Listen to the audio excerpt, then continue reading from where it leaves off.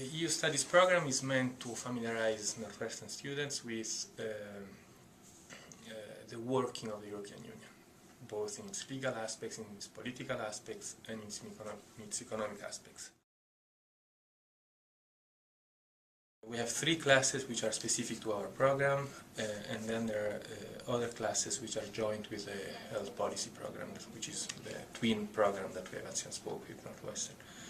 The 2 classes which are joined with the health policy program are Michael Loriot's class on France in the European Union, which is taught by Northwestern professor Michael Loriot, and the French classes in the morning.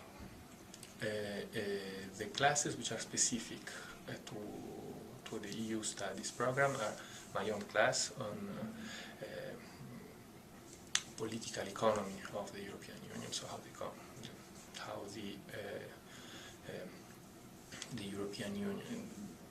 the governance of the European Union has been set up, what are its characteristics, its strengths and its weaknesses. And then we have a class taught by Sophie Robin-Olivier, which is called Lawmaking in the European Union.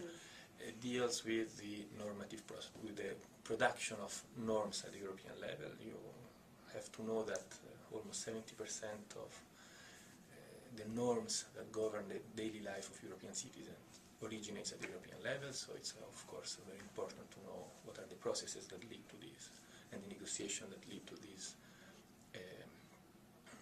production of norms. And the 3rd class, which is a short class in terms of hours, but is central in our program, is taught by a high bureaucrat of the French administration. His name is Bruno Vandel, and he teaches a class on decision making in the European Union. And basically this class goes into the mechanism of how different groups of interest, of lobbies, governments and European institutions interact in the daily decision-making process of the European Union.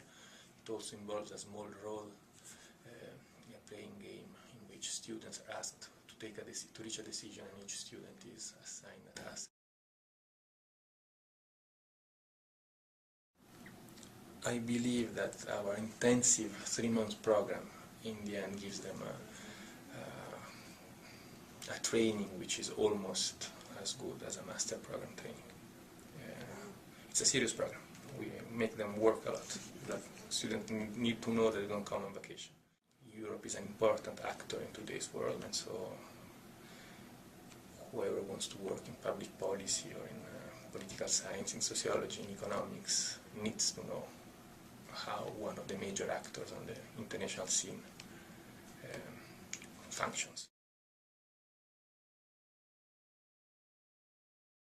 We offer a number of cultural activities within Paris. We have a person in charge of these cultural activities that are both a mean for students to understand how life in Paris is, what Parisians do, and also to work on their French, because these classes are often, these activities are often embedded into the French classes of the morning. So they go to visit bakery shops, they visit historical, cultural landmarks and things like that.